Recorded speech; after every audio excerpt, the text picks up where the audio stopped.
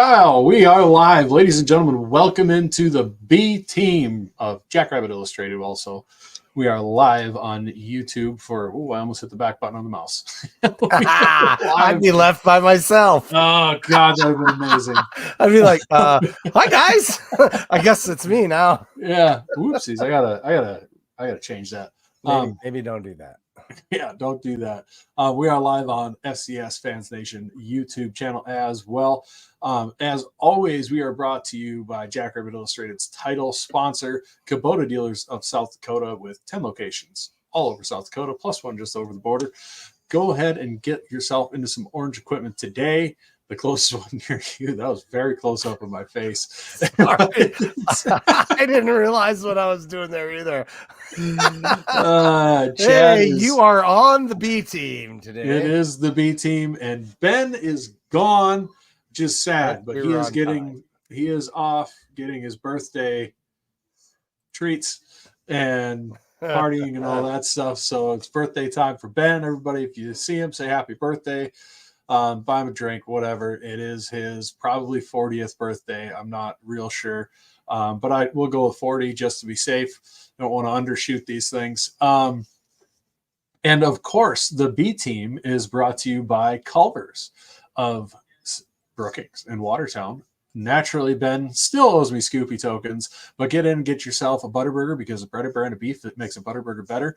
So get up to Culver's, get yourself a Butterburger, get yourself a concrete mixer, some of their sweet frozen custard, much better than soft serve ice cream. They've got every different condiment under the sun to put on that ice cream. So head up to Culver's of Brookings and Watertown, or for this game day weekend, stop in and grab some for lunch on your way to the tailgate.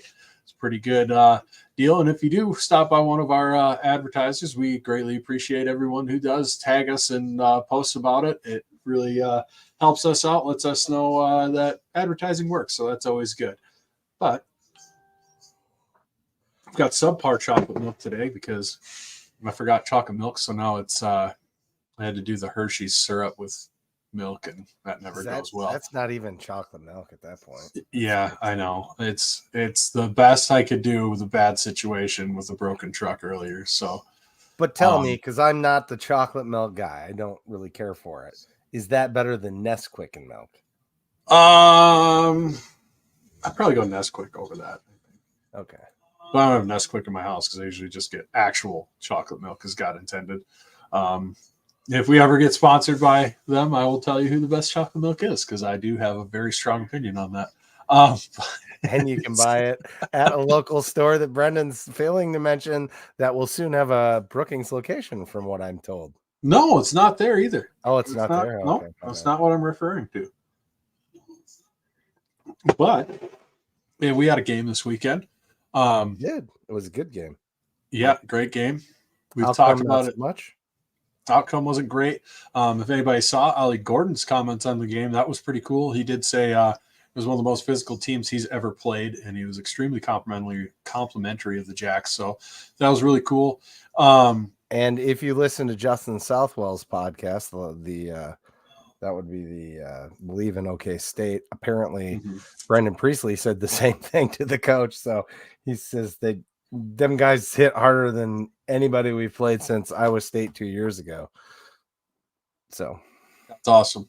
That's awesome. That is a good thing going forwards. I don't know if everybody got the chance to catch the Coach Rogers show. That was pretty insightful, I thought, really candid by Jimmy on there. That was really interesting, some of the things he had to say about the game concerning like the tablets and stuff, how it kind of threw him out of a rhythm of watching the game, and it's something you don't think about where and to be very clear, he wasn't saying that's why that we lost the game or anything like that. It was just he said it made and we had been talking in the group chat about, man, like the team, we didn't like the body language on the sideline is kind of what it boiled down to. And turns out seemed flat, and turns out when you're sitting there ultra focused on trying to get better, watching video, you're not paying attention to the game, you're not involved in the game, you're not pumped for the game. And so that was interesting to hear Coach Rogers say, and they're going to make some adjustments to how they handle that. So I found that to be really interesting on there. But yeah, Brian Thompson, you're a stud. Culver's for supper. Atta boy. Is there a ticket to the game for the Taco King? Which this weekend? Yeah, I think we actually do have a available ticket. I got a guy. He's in the here somewhere. Yeah, somebody contacted me, so it might be the same guy. So yeah, Brian, if you're serious about that, we got a place for you to stay. Come on down. Good old TD. Yeah. We can get you some Brookings and Watertown Culvers. I hear it's better. And while we're at it, we could hook you up with a Kubota, because Kubota is the title sponsor of all Jackrabbit Illustrated podcasts this year. And I talked about them. I know. I'm just talking about them too. Sorry, my bad. I'm just excited because I got a great big Kubota out. Well, it's not that big, but it's the small one. And the road grader came by, put a big lip on the edge of my driveway, which pisses me off, frankly. And so I was able to take the loader out there, carve that down. Now it's smooth sailing. It's nice to have that option, which I didn't have before. That is slick. If you're local to us, come on down to Pfeiffer's. They'll treat you right. They've been good to me. Oh yeah, man. Yeah. So, and we've talked about the game quite a bit on JI here, but we've always got to give the B team take, of course. But later today, we are planning on having Andrew Marcum on here from the FCS Triumvirate. He wasn't able to get onto the Southland sermon last night, but he might have some time for us tonight here. So hopefully he's able to jump on. That'll be a good time, be able to get a little bit inside insight on the upcoming game against Incarnate Word that I'm pumped about. Do you have any other comments though on the game, Chad, from last weekend?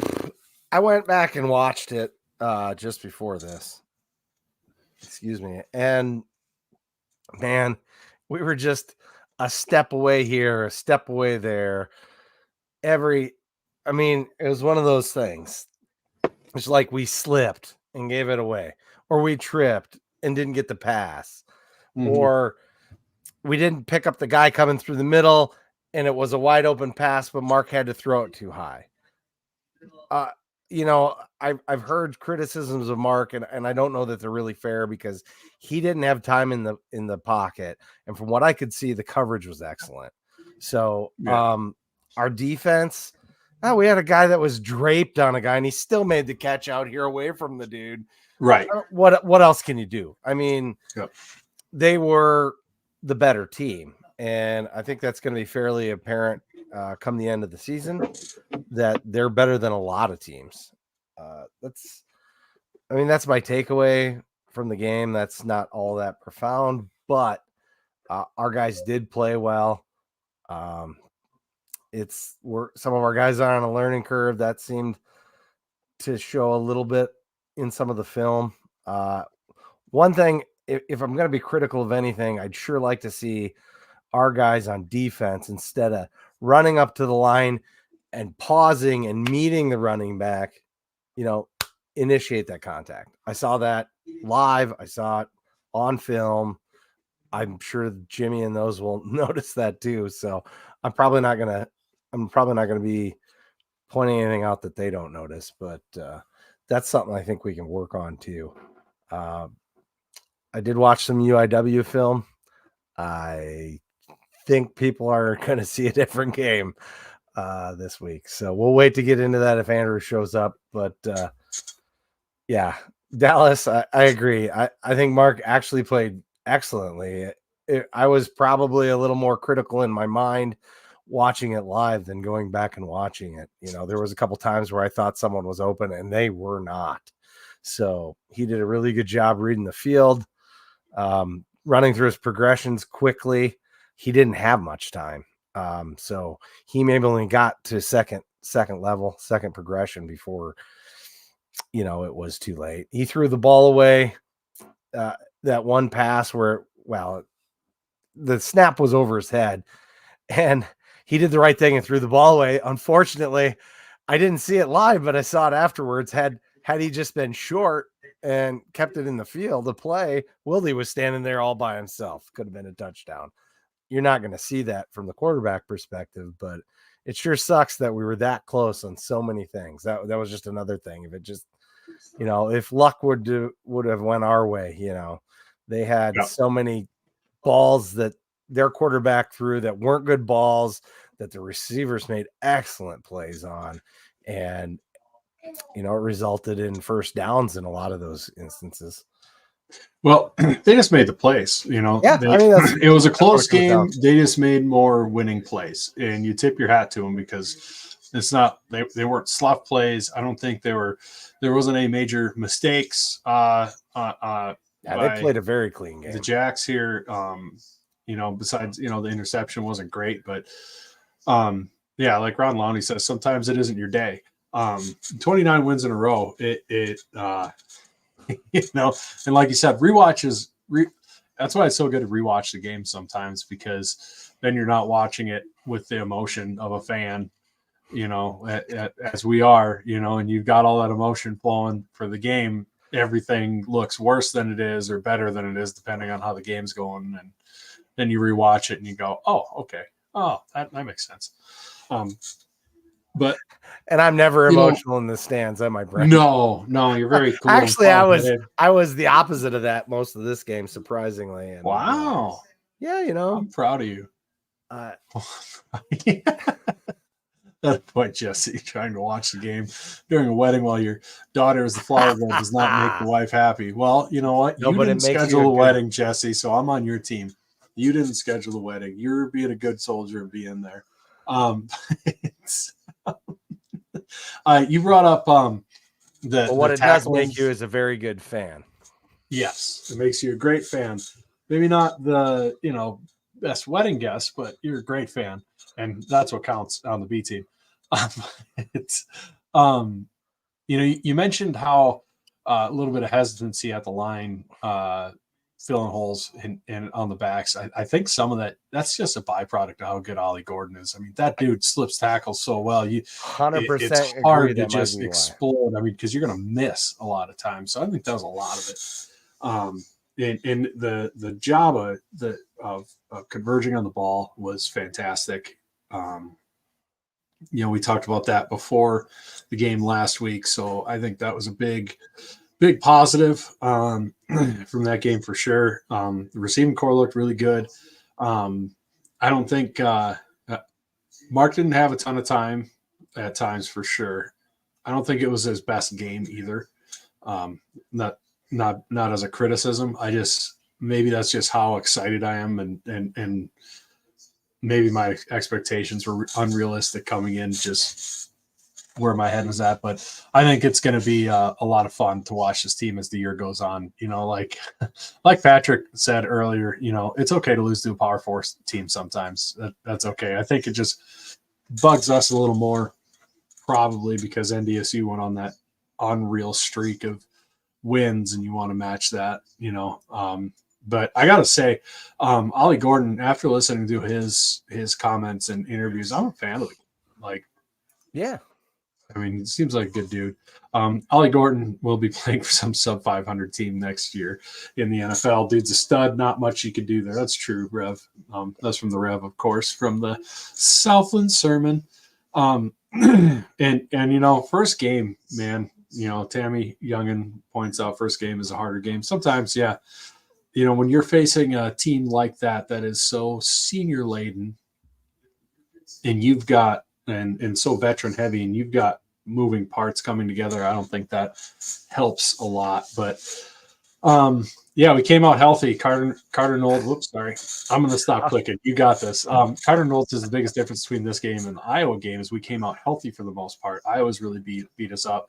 That is true, and that is very fortunate. If you look at a couple of these teams like Idaho, starting quarterback broke his collarbone and has to have surgery on it. That is killer. Really feel for those guys because they really look really, really good. I was excited for Idaho. We'll see how the backup does. That team is more than just their quarterback when you hold Oregon down like that. So I think they might be able to have the defense and team around him to carry him until he comes back.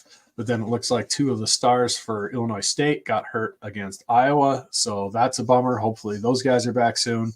It's just kind of the risk you run playing these games. It's kind of the way it goes. But Jesus Christ, Ron. Yeah, I'm not responding.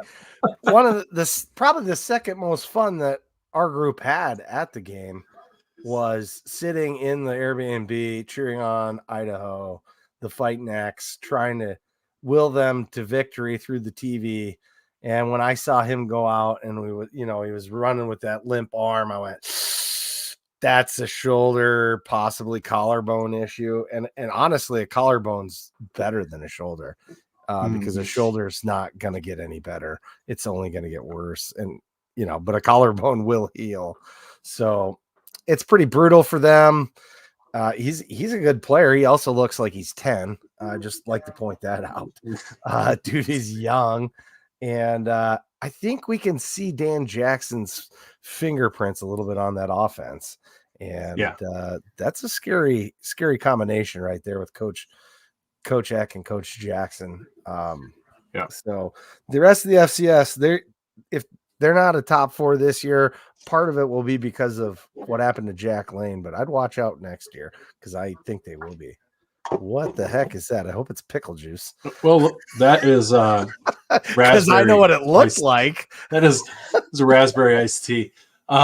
Raspberry. It's not red at all. No, but if it is red, you might want to see your doctor. It's a green tea. Yeah, hey, what can we say? The Big Sky and pulling over Dakota State coaches to be your head coach is a pretty good tactic, working out over there pretty well. 2 of the 3 best teams in the Big Sky have coaches from Dakota State schools. So, but yeah, who do we got next for our sponsors? I'm supposed to say somebody here. But this one's scrolling down at the bottom. This one scrolling at the bottom. Cubby Sports Bar and Grill in downtown Brookings, South Dakota. Not JIAI on this one. This one's off the cuff. But and on the Cubby Sports Bar and Grill, best sports bar in the state of South Dakota, in my opinion. They've got great chislik, great beer, great burgers, great nachos. Someday maybe they'll have JI Italian nachos back. But it'll be great. If you head on down there for away games or head down there for a pregame, if you're not making it out to the tailgate, get yourself some food and beers and stop on by when the game's over and have some victory beers there. It's a great spot to go. Rooftop patio is still open. So take advantage of that while you can, because it's going to be pretty soon before you can't use that. So might as well use it while you're able to. But Cubby Sports Bar and Grill, Brookings, South Dakota, one of our fervent sponsors of the show. Greatly appreciate them being a segment sponsor for us here.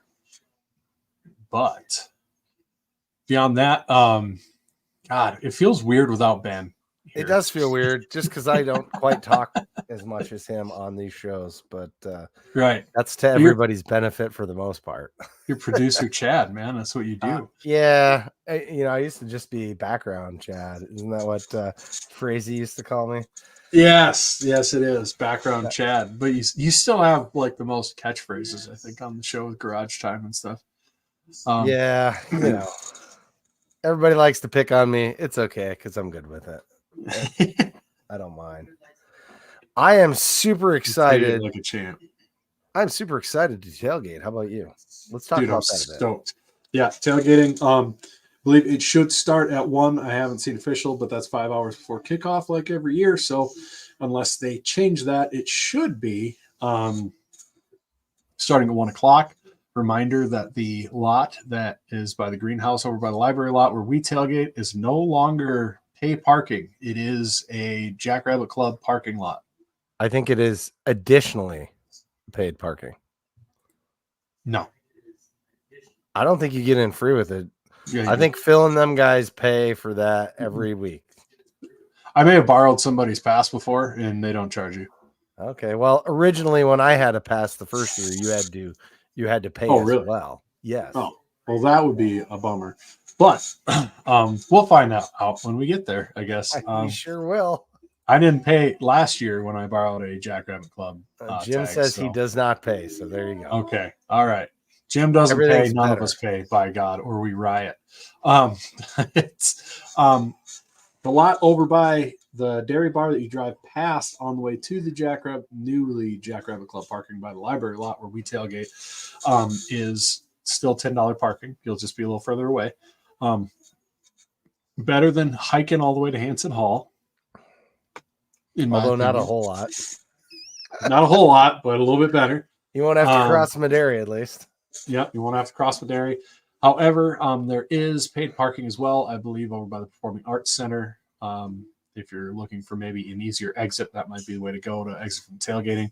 There's Jackrabbit Club parking all around the stadium except for the west side. The west side is for suites and loge holders. And then I believe there's some more Jackrabbit Club up the way from there. However, we will be having the book club in our same regularly scheduled programming spot and time. So that should be a good time. We're pretty excited to get rolling. How'd the tent work out this weekend? Because you did repairs. It worked out real well. We just had to be tender with it, putting it up, putting it down, because we didn't get that extra leg. And apparently the Chinese people that try and give me customer service can't read English.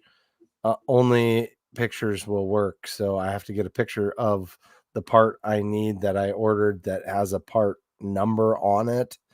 It's a letter in this case. So I'm missing part C and J, and they can't understand that when I sent a thing that I said I want 2 part B's and 1 C and 1 J, that's what I wanted. Whatever. But Ben has the tent. Ben has the tent because he brought it down there and back in the truck. So I appreciate that. But also shout out to Jim, because one of the screws had come loose that I'd put in. It hadn't actually seated. He let me borrow his screwdriver, and he never did get it back, but we'll get it back to him this weekend. Jim always comes through in the clutch. He does always come through in the clutch. We appreciate our viewers because our viewers are the best. The B Team Mafia. You know, we should make some B Team Mafia shirts. What do you think? I think so. Something like that. Shirts or stickers or something. You know, and then we could make like A Team shirts and see which ones sell better. I've got an idea. And my idea is that the B Team will probably sell. Yeah, we'll see. We didn't talk a lot about individual performances. I thought Amar looked great running against that pretty stacked defense with some absolute dudes at linebacker. Quite a few long runs. Yeah, Amar and Angel, I was really impressed with how hard they ran. Both of them. Amar obviously being the lead back, he stands out the most.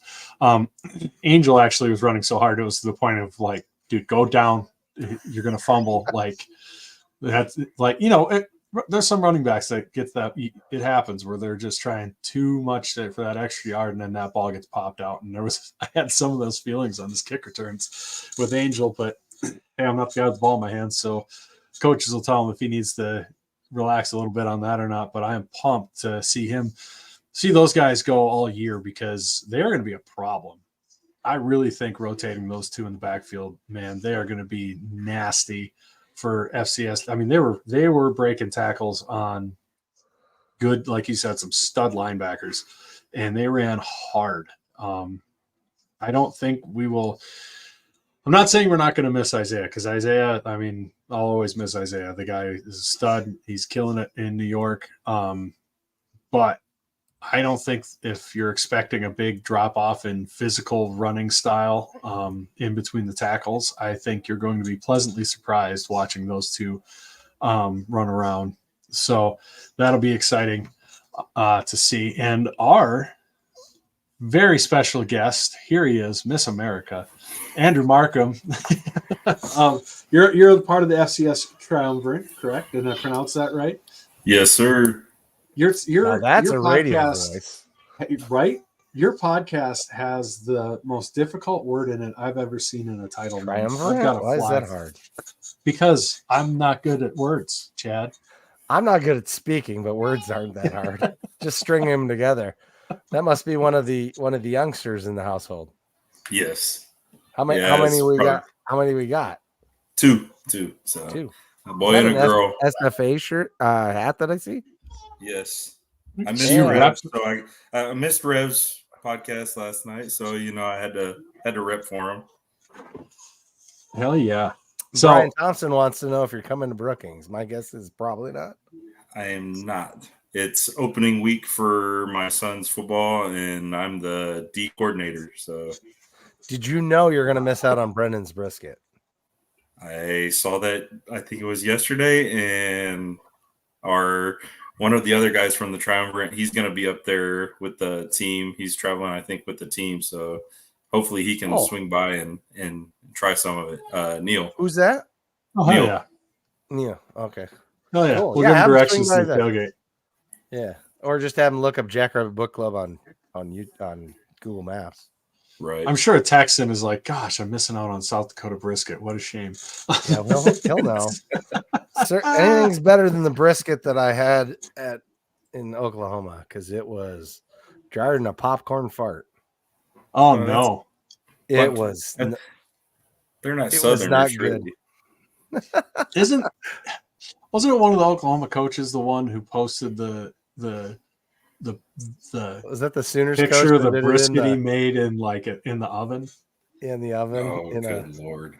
In a glass Pyrex dish or whatever. Yeah. It was like, oh man, it's a sin. It's a sin. It's not great. Yeah, it was. He got ran by the internet pretty hard. He got roasted just like his brisket. Hey. Yeah, he didn't get smoked. He got roasted. Yeah, it was Lincoln Riley. Yeah, Carter Knoll pops in. Yeah, Lincoln. But Rev is offended. We pulled the end around on him. So I was giving Rev a hard time. We watched the Southland sermon, and he had Dallas and Alex on there. So jump on and check that out if you haven't seen it, because they had a Southland podcast, and then then the Jackrabbit podcast popped up. So just from the Incarnate Word, I've watched a little bit of the game. I haven't gotten all the way through it, but kind of a theory I have in my head is maybe Incarnate Word was looking. See, this fly's killing me. And I have a theory that maybe Incarnate Word was looking past Northern Colorado a little bit, because first off, they're Northern Colorado, and second off, this feels like a game that Incarnate Word is going to be coming to prove a point, and to the nation. Not that necessarily they have anything against South Dakota State, but they want to prove a point that they are that they belong in the top 10. And I'm sure they feel a little bit a certain way after being left out of the playoffs last year. So I'm curious on your read on that, Andrew. I'm just curious if that'd be the 30 guys that are new. Well, so they may not care. Interesting, right? So it's interesting twofold, because a lot of the guys from last year did return outside of probably 4 or 5 starters. Last year they had to replace 66 guys on the roster, so it was a huge turnover. And so this offseason, Kilo was able to do a lot more focused recruiting. But yeah, I was at the game live. And it felt weird. And so I went back and watched it today, and I was logging the plays, and I only counted about 15 plays between inside zone, split zone, outside zone. And I think we only had 4 pass plays with different route trees. So, I mean, that says a lot right there. You only run about 15 different types of plays and all out of different personnel. But it's the same play in different personnel sets. Definitely feels like that's not quite the full playbook. They ran it a little bit like a normal Power 4 team does a lot of times with an FCS team, where they're going to run their base stuff and be vanilla the whole time. Right. So Incarnate Word, just from what I've watched them and everything, not that they can't run the ball, but they prefer to spread teams out and get the ball in their athletes' hands and quick little passes, and let the athletes make plays from there. And then once they get the safeties and corners cheating up, then they're going to gash you down. They're going to gash you deep. You think that's probably going to be the similar play style we see arrive in Brookings this weekend? Yeah, I could see. I mean, a lot of people call us air raid. With the new OC that we have, it's his second year. Connor McQueen, It seems more West Coast than air raid. It's kind of a he likes to go deep every now and then, but he's very much a dink and dunk type of team, and then still run the ball and kind of take 3 to 4 yards as much as we can, and then hit you deep after bringing those safeties all the way up on top of the line there.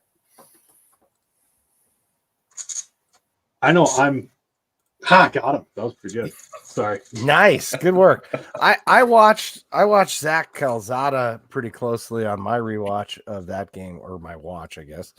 And man, he puts a lot of zip on the ball. He puts it at great placement. It looked like his receivers maybe weren't always ready to catch the ball when it got there. That's a timing issue, and that comes with time, right? So they ran the ball really well. What do you got? 3 different running backs? 40 times. Yeah, they ran it quite a bit. Declan ran it. Robson. Looked like they were trying to run Pierce somewhat in some kind of end around because he's a wide receiver, I believe. Yeah, and, Mason's a receiver. Lontrell Turner's the other one. Yeah. So, I mean, you guys got studs. There's no doubt. If they put it together, watch out. Well, and that's the biggest thing Killer this offseason very much was focused on adding depth. So making the 2 deep a true 2 deep, whereas last year everyone saw the Nichols game. The defense, about half of the defense was out injured, and our second string had no right being on the field. They didn't have the size, they weren't developed enough, and they couldn't handle that physicality. So you when you're talking about, how recruiting's going and everything for Incarnate Word, because traditionally they have brought a lot of transfers in and have recently, but I know talking with you and interacting with you online and everything, sounds like the game plan there is after you had to replace 2/3 of the team because you lost so many guys when the new coach came in. Is the plan eventually to get to a point where hopefully you're just supplementing with some transfers, and then it's mostly the homegrown guys that you've recruited and brought up, or is Incarnate Word more riding the wave of, hey, we got a bunch of FBS teams around us, we'll recruit these guys in high school. If they don't pan out there, we'll take them in and take advantage of the transfer portal as an FCS team that's in a state like Texas with gobs of talent everywhere, and take advantage of the guys who just don't quite cut it when they're on an FBS squad. I mean, it seems like a mix of both, honestly. The way things have gone, Killo and his staff have really reached to still get incoming freshmen right out of high school, and they want to see those guys and develop those guys, but they know that they need those transfers to come in that can make that immediate impact. If one of the guys aren't developing within the freshman sophomore year, they want to have someone that's there and game day ready with some type of experience, and that's a big focus that they've brought in is guys with actual game time experience that are either FBS or other FCS guys like Dune Smith coming in and being able to make an immediate impact while they still develop the young guys, and so it's a good mix of both. But this year we've seen that it's a lot less transfer portal and more of a mixture of both. Gotcha. Yeah, that makes sense, especially where they are. Dustin's just talking mad trash down in the comments on you guys here. Incarnate Word should replace Jacksonville State, his last chance view of the FCS. Hey, you know what? For all the crap we've talked about Jacksonville State, they did have quite a few solid runs in the playoffs, even though they ended up getting beaten like a drum eventually in the playoffs. Yes. Matthew Krell took a little poke at you too at the end. He said you guys should figure it out. But speaking of that, you guys really have. I mean, you're a new program. You've had a lot of success recently.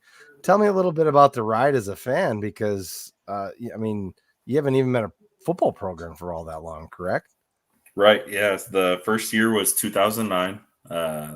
Neil, one of the other guys within our three guys, triumvirate. Say triumvirate. Yeah. So he was on the first team ever. He was a scholarship player on the first team ever as a fullback, and that was way back in the day when we had fullbacks. And so it's from 2009 D2 transitioning up, and it's been fast and it's been furious. We've been through the 0-11 years, the 2-9 years, and then pretty quickly after once Morris came in, the jump happened pretty dang quick, and ever since then we've been trying to ride the high and stay on the high. And you're just like basically a quarterback factory with Cam Ward, Lindsey Scott Jr., now Zach Calzada. All I can say is, wow, those are some studs. And you play in the Southland, so they're going to get some numbers. Yeah, as Brendan would say, the Southland, and we'll see how that stacks up. I'm interested to see. I don't know what's your thoughts on how your offense will take on our defense, because that's really going to be the major point for you guys, because you guys seem to want to make it a track race. Right, and it's the typical Southern team versus Midwest, speed versus physicality type of deal. Yes, right? He said it. God, yeah. Kevin's not listening. Thank God. Oh, where's Kevin? Southern speed. Sorry. Y'all have speed. Don't get me wrong, y'all have speed. But that's pretty much what it's always been, right? It's everyone wants to make the claim of Southern speed versus the North physicality, and it's always it seems like the Dakotas always went out with how physical y'all are, and then y'all have those guys that are fast on the outside and dump it over the top and embarrass the hell out of the South. I'm just giving you a hard time with that, because it is a thing that teams from the South say is, we got so much speed, and there's a lot of athletes down there. Right. It's just the way it is. So I totally get where you're coming from. It's just always a thing, that Southern speed. And there's a lot of truth to it, right? I mean, right. It's not wrong. I mean, you can watch at across the country. It's kind of how it goes. I'm curious how your fan base maybe views this game. I mean, are they really excited for this game? Nervous for this game? They're interested to stack up? Does it feel like, because it felt like the game at Fargo 2 years ago in the playoffs, you guys really made a statement there for me personally. And I know you guys are like the fourth winningest program in like the last 4 or 5 years in the country in the FCS level. So, if people around here don't know, they should know, because you guys have been winning a lot of football games for an extended period of time here. Do you guys feel, how does the fan base feel? Are they excited for this game? Is it just kind of, well, we'll wait and see what happens? I mean, what's the mood? Cautiously optimistic would probably be the best way to put it.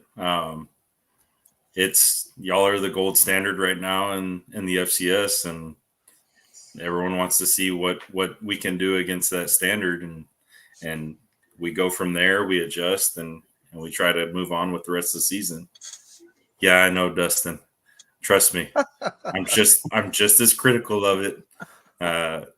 It takes a while. Just ask us. We did not. Rev, this is why he came on with us.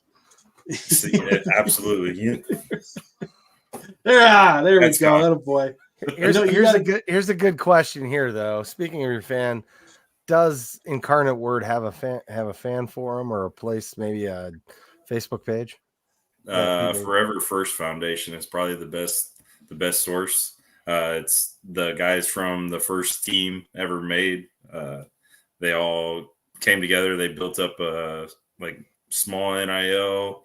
They do a lot for the community around UIW. And they just build off of that, and then that's where everyone goes to for their information, basically. I know I'm pretty pumped for this game, because it's a great. I think it's a great out of conference matchup. for the FCS in general. I love seeing us schedule good teams from the Southland. I'd love to see us schedule a good team from the SoCon and from, we schedule with the Big Sky pretty regularly. Montana State, obviously, like Lonnie mentioned earlier, we've got, Montana State has one of our former assistant athletic directors, so there's a relationship there. So I love these sorts of matchups for the FCS. So I'm pumped for it because this is going to be a big test for the Jacks here.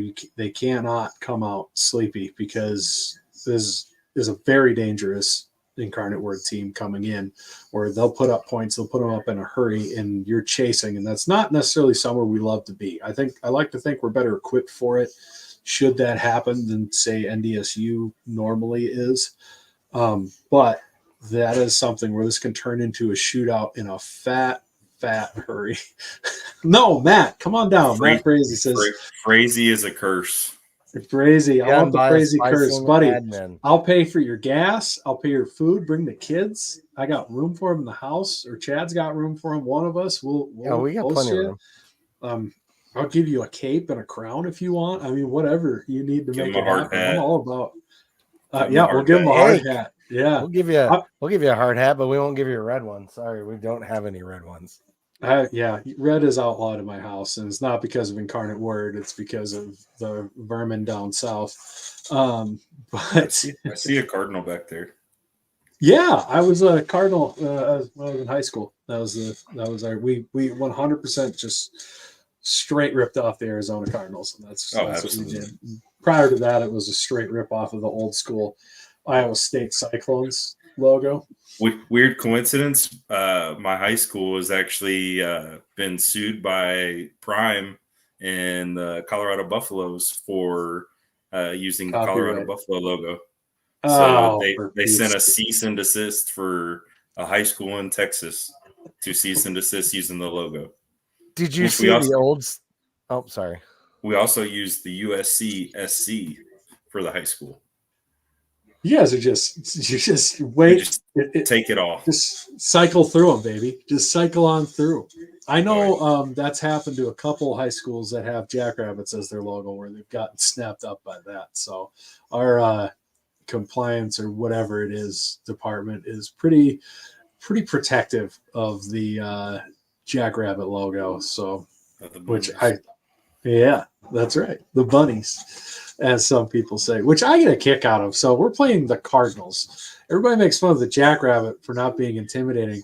I have never in my life saw a 4-ounce bird and been scared. Now, what you guys should be is like the religious Cardinals. That would be cool. And then have your mascot be a big hat. Yeah, the whole works. That would be amazing. That would be amazing. It would be like the Crusades yelling, "God wills it." Oh my God! It does fit with your, your name of your university too, so it's not terrible. Did you guys see where the original logo for both the Bison and the Buffaloes was created by like the same guy, and they're nearly identical? You guys didn't see that online? No. Oh yeah, it's pretty cool. I think our buddy at what's his name? Gosh, now I can't think of it. The one that makes all those posts that has all those logos that he makes up there in Watertown. Yeah, I think he had. Yeah, there you go. So it's kind of cool if you go back and look at it. My favorite part of that matchup is it was a matchup between a team that didn't know what a buffalo was and a team that doesn't, and a fan base who doesn't know how to pronounce bison correctly. So they were like a match made in heaven for each other a little bit. The shade thrown back and forth was incredible. I mean, it was NDSU snuck a picture of a buffalo into the game day poster. That was perfect. Yeah, that was beautiful. That was really funny for sure. I enjoyed that. Yeah, Patrick Firk says the old Quincy Jackrabbits and their green and gold. So Patrick was a Jackrabbit, not a boy, but the colors. It's problematic. That is difficult, Patrick. I'm conflicted. Well, that's my high school is blue and gold, and the Clemens Buffaloes. Oh, no kidding. Yep, blue and gold and the Buffaloes. So it's the exact opposite. Why not? Yep. There's got to be a cursed reversal everywhere, I think, in the country. Otherwise, it's America. Why not? It just balances out the juju, right? Right. Balances everything out. So what do we think? We want to get into some predictions. Where do we want to go here? We should bring up the JFPA as one of our sponsors for this show, one of the final sponsors we have for the podcast. We are now brought to you by the JFPA, Jackrabbit Former Players Association. They are doing great things to help the program. Bought the white helmets, obviously, helped get the black covers for the black helmets. They help with training tables, all those sorts of things. JFPA is an awesome organization. If you want to help the football program directly, they are the place to donate to. They're where we donate all our sponsorship dollars to. It's the JFPA. You can donate to their tailgates. You can donate to their Frisco party if we make it down there again. They have all sorts of different ways you can donate. They put on a huge youth football program camp every year around the same time that they have their annual golf tournament. And they bring back a bunch of the NFL guys come back. Dallas Goedert was there this year. I think Isaiah Davis was there. So Mason McCormick, all those guys were back. And it's really minimal cost. If I remember right, like $40 if it cost that at all to go to that camp. I know they had like 400 kids this year and they want it to be like 2-3 times that. So if you don't know about that, put it on your calendar, put down a reminder, whatever. I'm sure they'll be coming out with that sooner than later when the next year's version is, probably sometime in spring.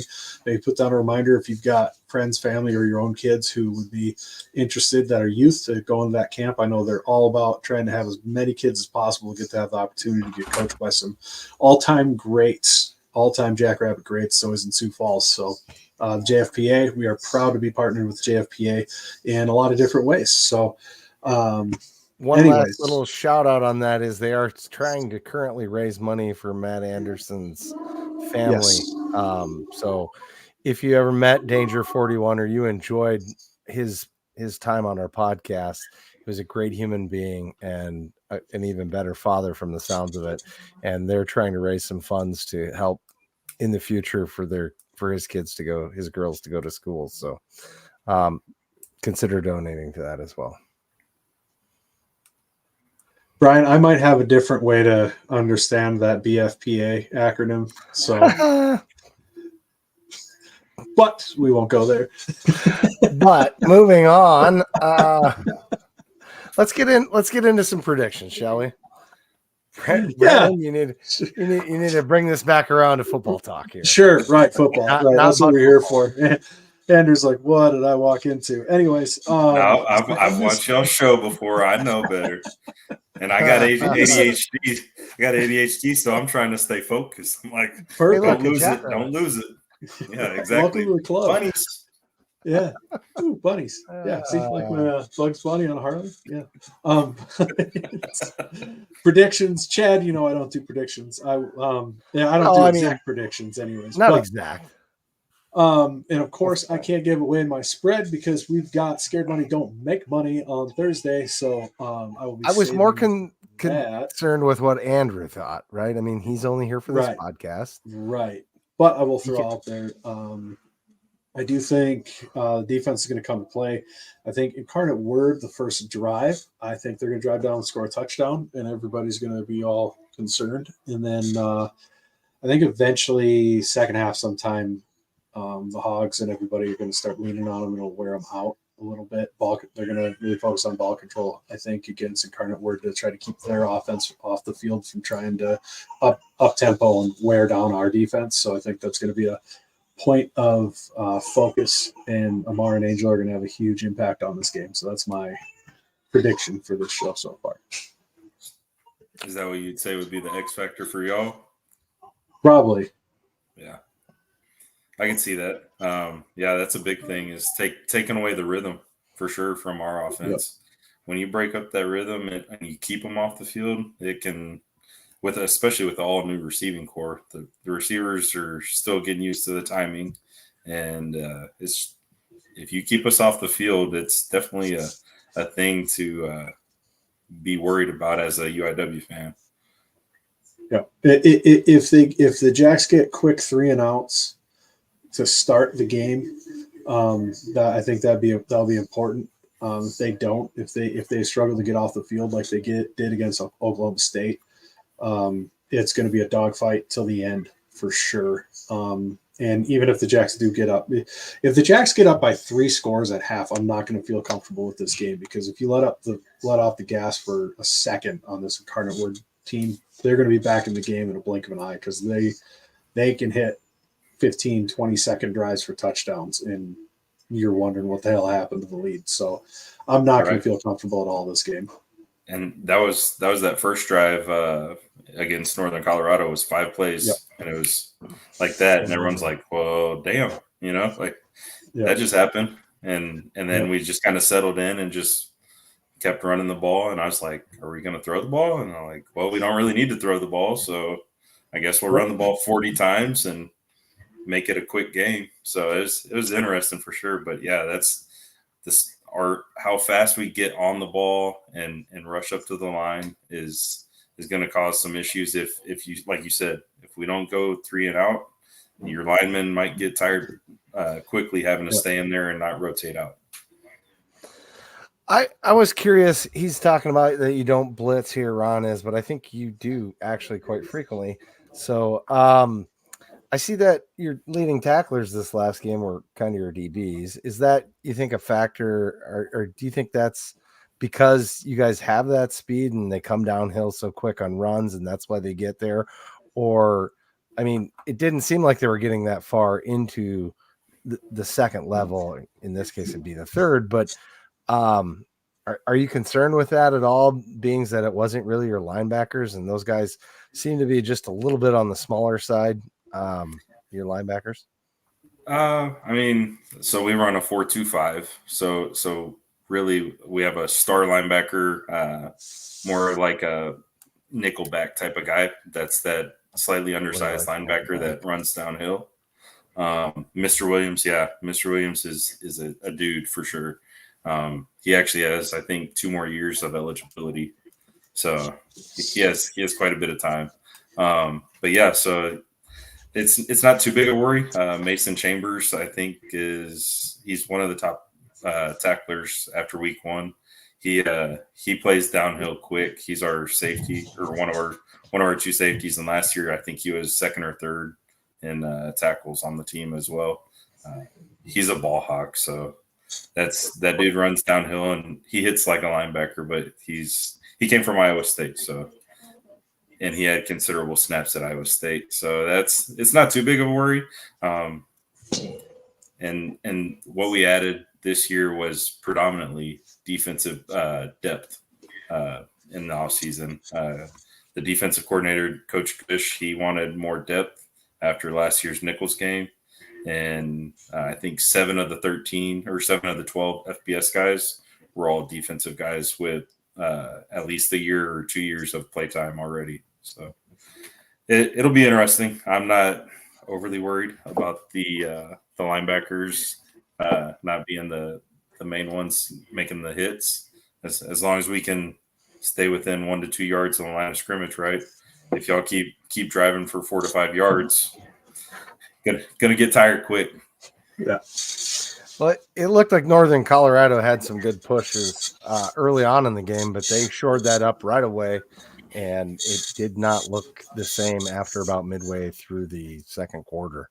You guys really put a stop to whatever push they were getting. And maybe they were just afraid of, the way they smelled coming from Greeley and all, and that just wore off in the clean air. And that's, I don't know if everybody gets that joke, but last year's Northern Colorado, the season before, was very much more spread against us.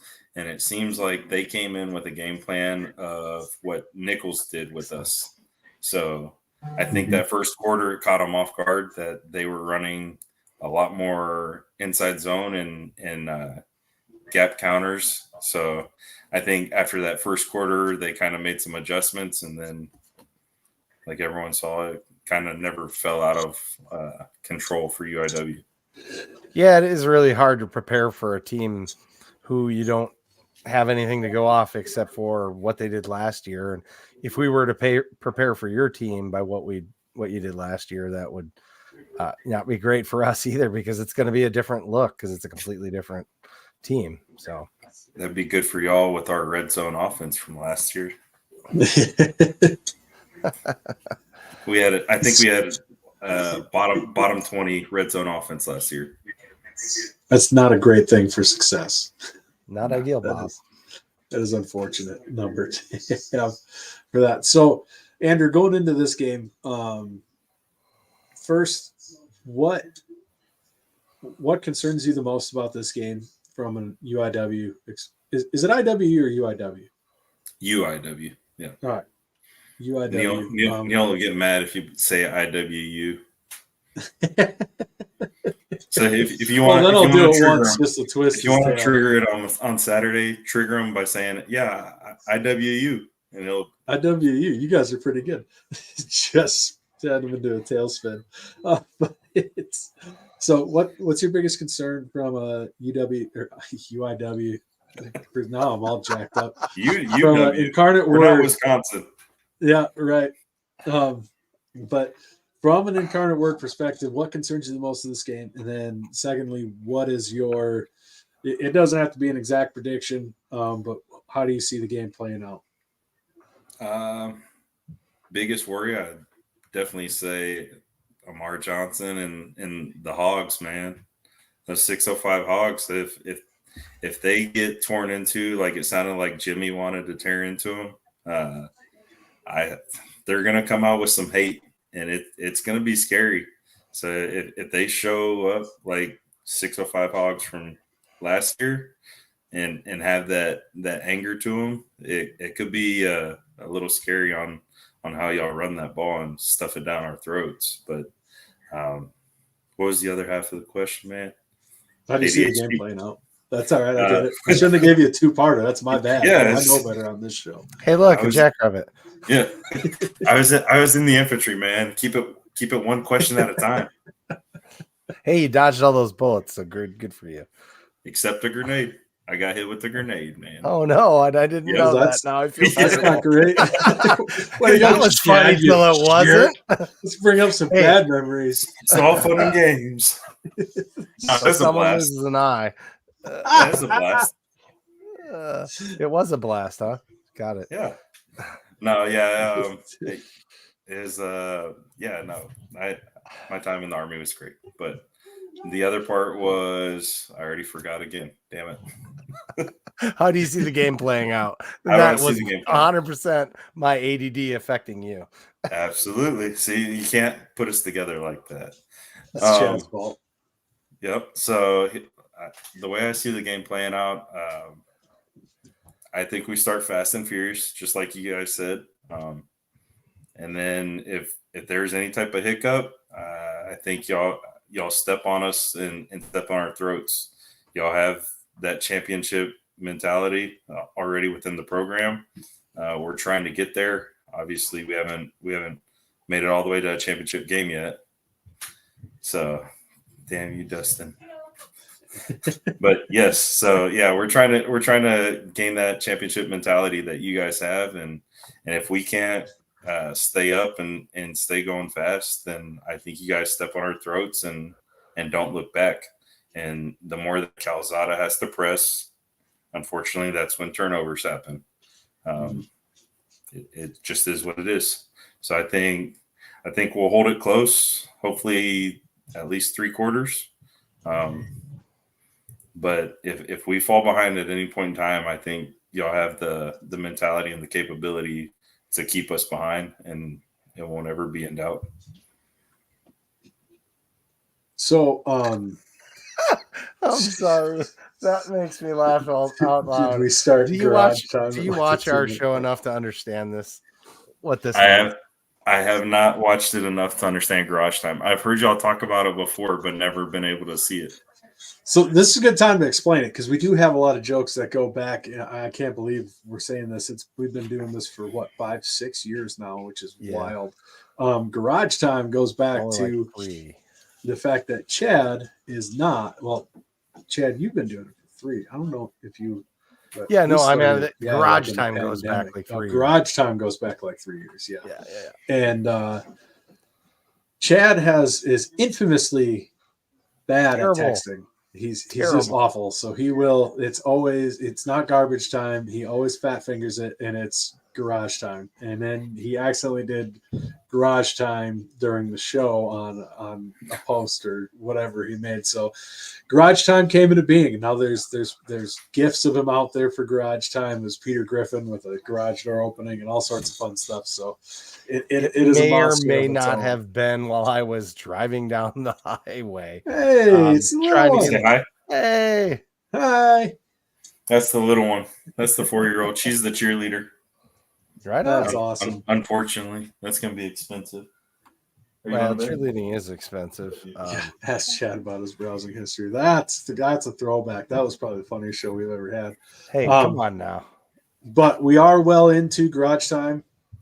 Chad, you already did yours. Did you do your prediction on the A team? Do you want to do it now?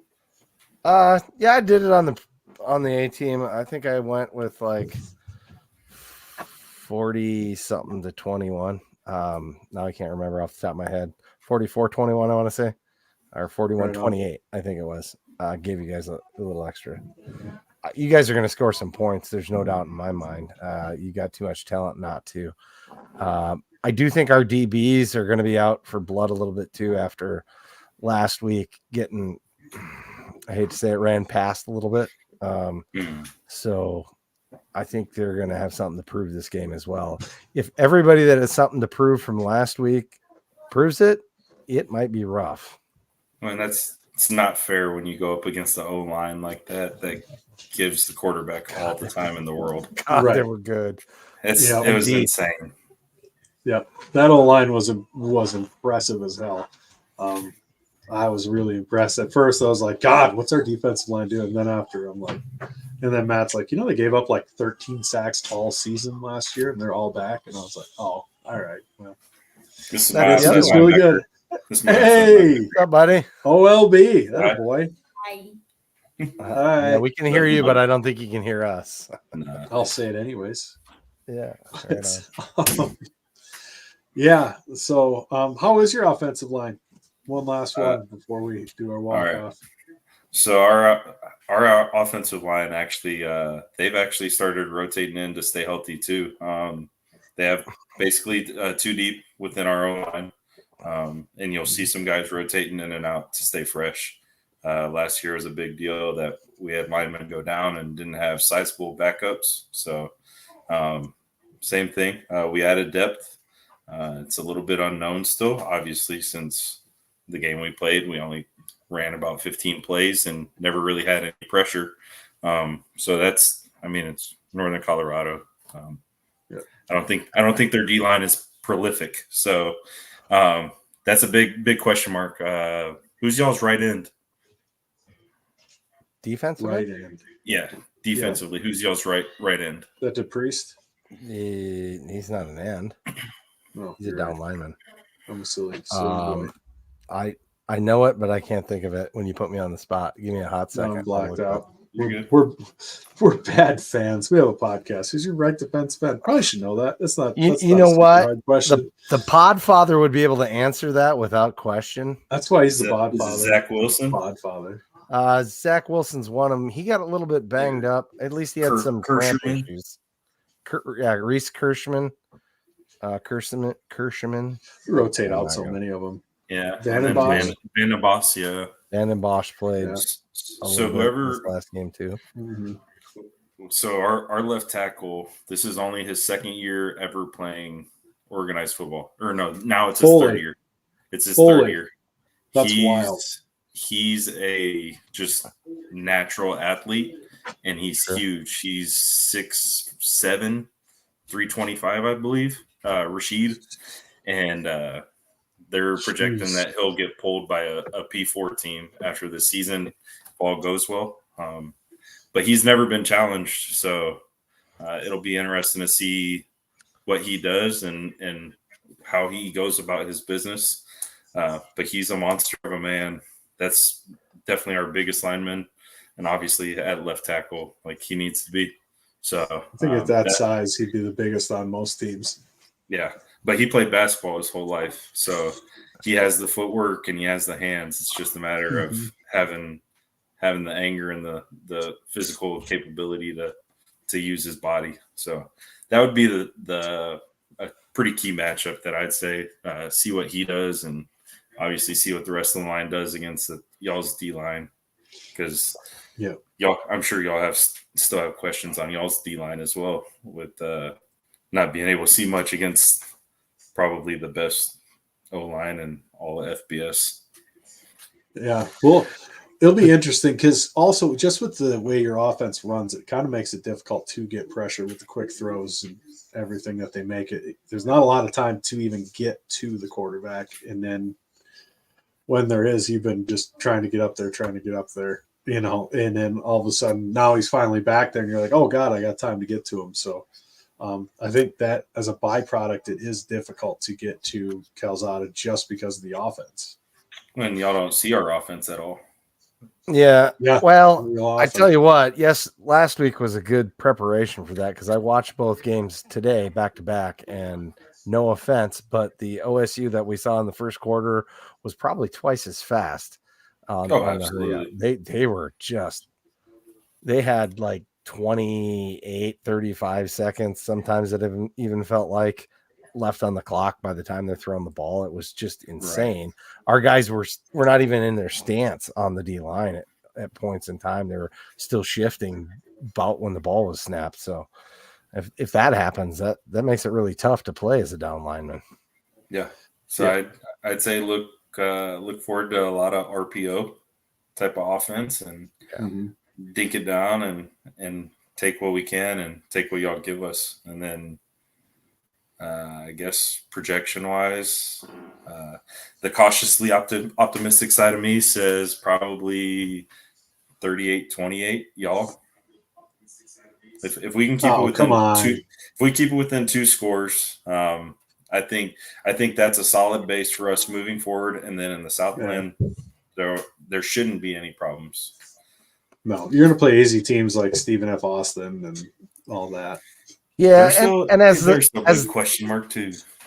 I think as the season wears on, your team will gel more and more, being you have so many transfers. I mean, I talked about that a little bit last night. That's when these teams really come on as late in the season. If they can put themselves in a position to get into the playoffs, that's where they can really make their money. If you do well enough that you get home field advantage, we know that has historically been something that pays out real well too. So we don't have to travel north. The good thing is you play in the Southland, so the options for doing well for the season are not terrible for you. I mean, honestly, so but we need to stay south as long as possible. So if we stay south as long as possible, it works well for us because unfortunately we got a lot of guys that don't like the cold and don't want to play in the cold.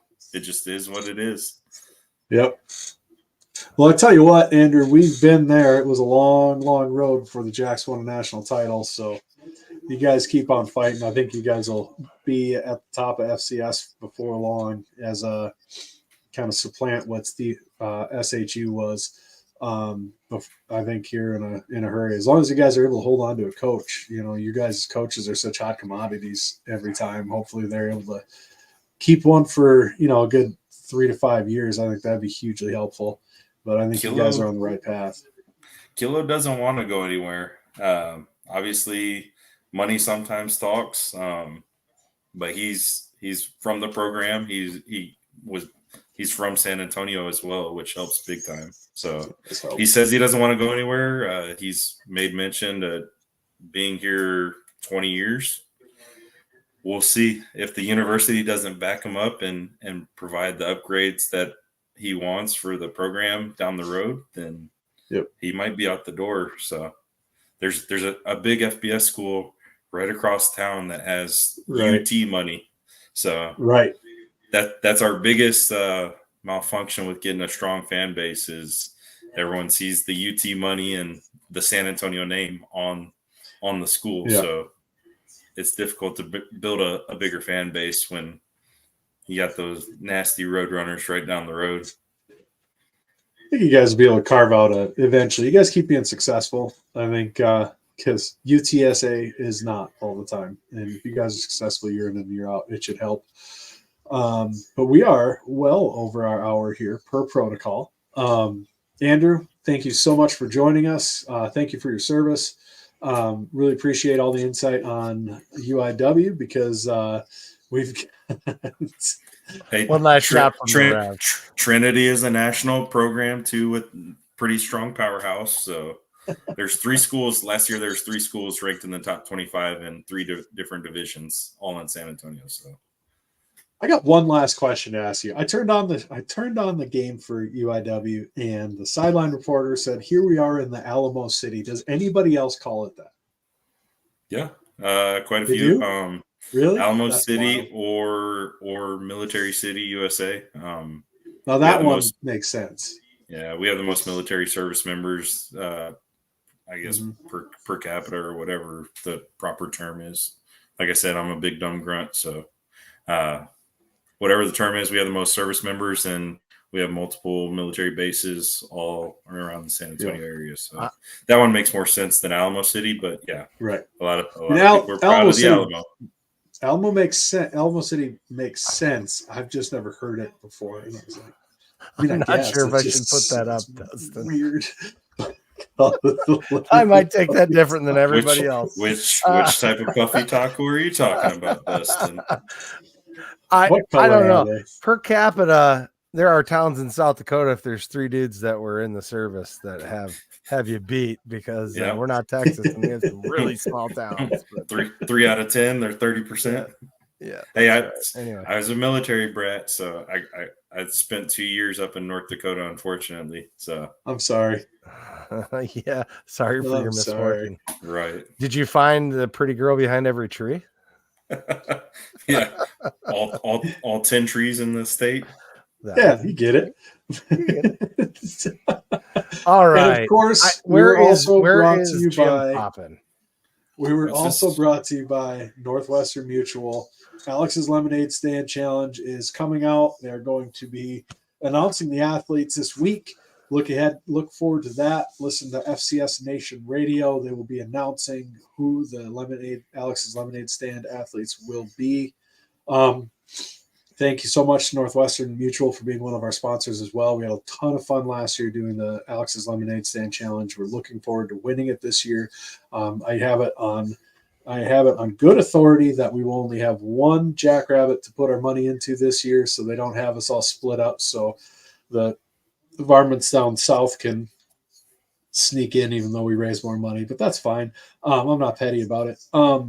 Thank you very much. Like getting a free 1 second on the clock. Right. Chris Schenkel, he is awesome at Northwestern Mutual. Go talk to them if you need financial advice. My biggest advice in the world, if you're in your 30s, 40s, 20s, whatever, and you're just putting random money into a 401k, go see a financial advisor, go see Northwestern Mutual. They're free. They won't charge you anything. They'll go through stuff. They can get you a plan. And I promise you, it's a weight that's on your shoulders that you don't even know is there. Go see those guys. It is fantastic. It's the best thing I have personally ever done. So yeah, I mean, it is absolutely worth it. And then to realize that, I will be able to retire is a good feeling. So, and it doesn't, and like I said, it's free. So, Northwestern and if you got Mutual, kids, you're going to need some life insurance. So don't forget that as well, because they can provide that too. I know it doesn't apply to me, but I've talked several friends into life insurance. You need to be able to replace 10 times your income if you need to hire Mary Poppins or father. I don't know what the equivalent of that would be. Mr. Deeds, not quite, but the butler from Mr. Deeds. You underestimate the sneakiness, sir. Never underestimate my sneakiness. All right. As always, give us a like, give us a follow, give us a share, tell your friends, family, and enemies. If they love us, hate us, that's fine. But every little bit you guys spread the word helps us grow, helps the fan base grow, and we all have more fun in the end. So you can do that. We really appreciate that. But beyond that, it's about that time, Chad. Go big, go blue, go Jazz.